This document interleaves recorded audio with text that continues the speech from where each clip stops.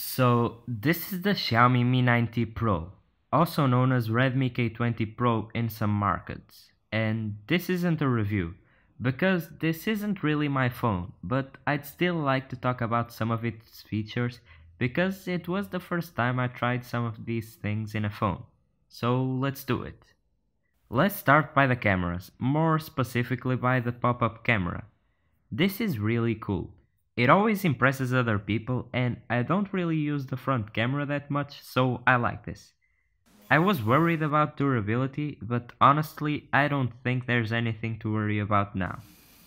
This was also the first time I had 3 cameras in the back of a phone, and while we're talking about the phone's back, it's really gorgeous.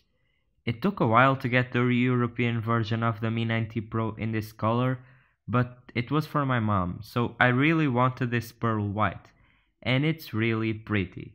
When the light shines on it, you see every color of the rainbow. It's just amazing, and it matches really well with the golden metal frame. But going back to the triple cameras, there's a regular lens, a wide angle, and a telephoto. I haven't really used them that much to the point where I feel comfortable commenting their quality, but they seem good for the price. The thing I like is the flexibility of having a wide angle and a telephoto besides the regular camera.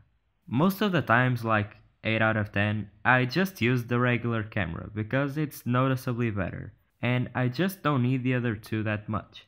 But for those times where I can't back up more, or I need to zoom in ever so slightly, having these is awesome. You might have noticed that there's no visible fingerprint scanner on this phone, and that's because it's hidden under the screen. Now, I don't hate this, but I don't like it either. It's not slow by any means, and cheap tempered glass screen protectors don't make it unusable, even though they lower the success rate ever so slightly, but it still misses my finger way too many times when I don't press the screen perfectly just like I registered it. Not only that, but this also means the screen has to light up to read your finger, which is hurtful at night. It also disables night light for a split second, which is probably just a MIUI bug but looks bad. I think a regular fingerprint scanner in the back would have worked better, but I can see myself getting used to this.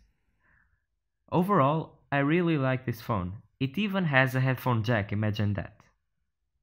If I were to upgrade today, this would probably be the phone I'd get. That's why I got it for my mom. It starts at 400 euros where I live, and you can get it for even cheaper if you import it, which is just amazing. I really want to see what Xiaomi is gonna bring to the table with the next iteration of this phone.